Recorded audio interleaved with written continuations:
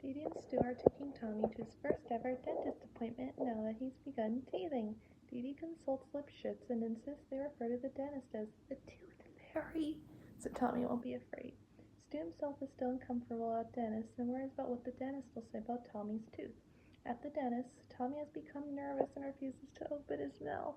After some coaxing and bribery, Tommy opens his mouth and the dentist examines his sole tooth. It checks out just fine and the pickles begin to leave. A bottle falls from Tommy's diaper bag, however, and the dentist quickly stops them, claims that bottle's rotten or ill in teeth, and Tommy needs to be weaned at once. Worried and horrified by the idea of cavities and braces, Didi and Stu agree to wean Tommy tomorrow. The next morning, Didi gives Tommy his milk in a sippy cup so he can drink like a big boy. Tommy, however, wants his bottle, but Didi tries to convince him to drink from the cup, only for him to turn over the cup, which starts dripping from the nozzle, much to her and Stu's disappointment. After breakfast, Didi washes all Tommy's bottles in preparation of packing them away. Tommy, unhappy, looks around the house for any bottles Didi might have forgotten. However, Didi was very thorough, and after looking in all of his hiding places, Tommy can only find a single very dusty bottle. Tommy has a difficult time reaching it and has to knock it out into the open. Unfortunately, it rolls straight toward Didi, who picks it up and washes it before Tommy can get to it, much to his frustration. Later in the day, Betty brings Phil and Lil over for a visit. Betty is very surprised to hear Tommy is being weaned already just because he got his first tooth and says she was told to not even consider weaning the twins until after they turn 2. Didi is surprised by this advice and appears to rethink weaning Tommy when Betty says the dentist is probably a quack. Meanwhile, in the playpen, Tommy shares his predicament with the twins and is very jealous of the bottles they're currently enjoying. Phil and Lil agree if Didi is being harsh, and they wish to help, but refuse to share their bottles with him, saying they aren't supposed to. Tommy begs and bribes the twins, but they still refuse to share their bottles. Finally, Tommy uses the old "look, there's something over there" trick to try and grab one of their bottles. Nearly succeeds, but Didi catches him, scolds him, and puts him out of his playpen. The day moves on, and Tommy takes his afternoon nap. Tommy dreams first that there are bottles everywhere, but his mom takes him away because he's too big for bottles before he can have any. Then he's in the kitchen, but he is now very big. He can practically touch the ceiling, and he accidentally crushes his high chair when he tries to sit. Down at his feet, a voice gets his attention. It's one of his old bottles, but it's very, very tiny. Tommy picks up the bottle, but the bottle says Tommy is too big for him and bounces away. Tommy chases after the bottle and quickly comes across a giant version of Mr. Tippy. Mr. Tippy demands Tommy to drink from him and chases after Tommy when he tries to flee. Tommy becomes trapped against the edge of a cliff by Mr. Tippy, who is still demanding that Tommy drink him, but Tommy refuses. A giant bottle appears and saves Tommy from Mr. Tippy by blasting him off into a ravine. Tommy is confused because his parents said he was too big for bottles, but the giant bottle says he's a grown-up's bottle, so it's okay.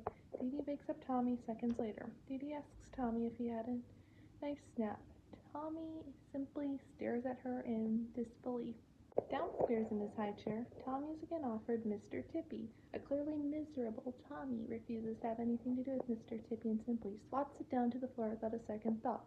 Grandpa Lou says he also thinks weaning Tommy this young just because he has a tooth now is ridiculous, telling Didi to just give him a bottle, claiming his brother Sparky drank from a bottle for 15 years, that his teeth are strong to the point where his bite is powerful as a bear trap.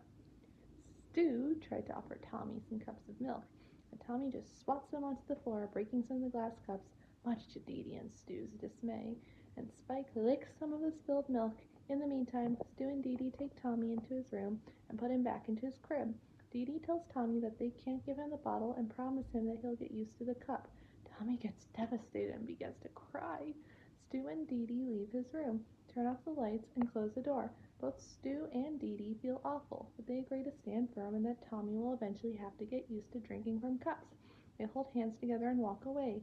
Later that night, Grandpa Lou creeps into Tommy's room to sneak him a bottle, but he's caught by Stu, who's also attempting to sneak Tommy a bottle. A moment later, they see Didi, who is also about to do the same thing. Everyone has obviously decided that they attempted to wean Tommy too early. They're just as unhappy about it as Tommy is. Even Didi realized that Betty was right about Dr. Homer being a quack.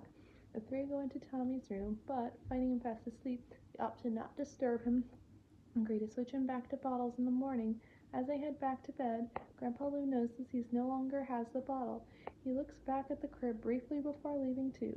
After he leaves, Tommy sits up and eagerly drinks from the bottle he secretly snatched from his grandpa.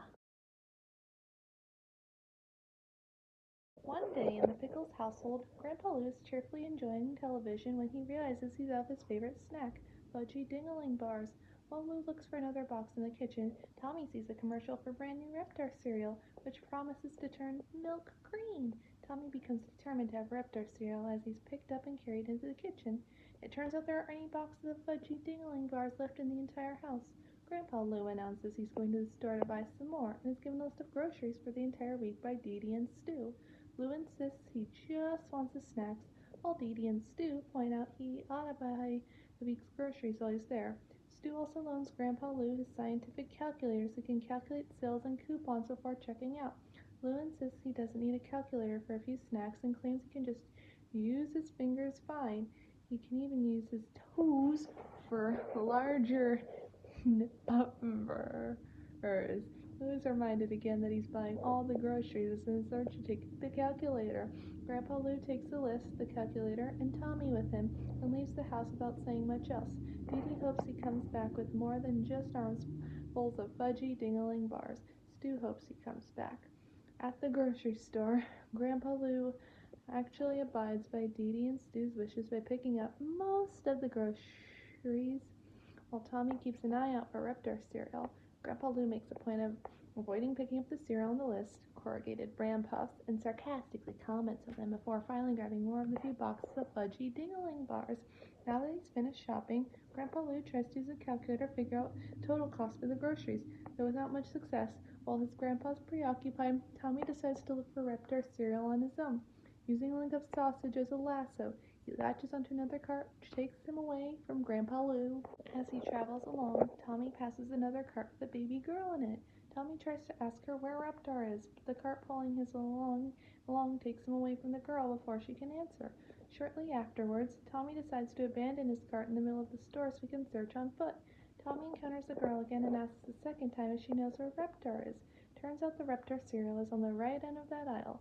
However, before Tommy can move, the girl's mother sees Tommy under her cart and panics. She backs into a display of watermelons, which topple loose and roll throughout the store, knocking over and breaking many things. Tommy's knocking down wipe-offs, nonsense baby powder, baby oil, baby shampoo, baby lotion, super dry, squeaky clean tidies, and snug fits on the floor. Meanwhile, the watermelons chase nonsense baby powder, perpy soda, and lobsters on the floor.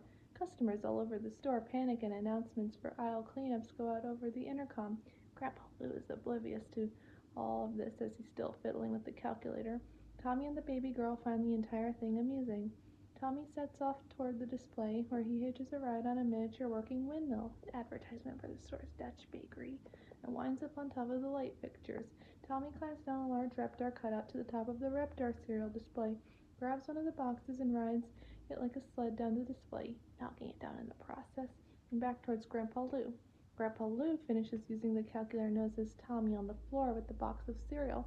Unaware of the entire incident, Grandpa Lou puts Tommy back in their cart, which ended up back next to Lou during the chaos, and heads over to the checkout.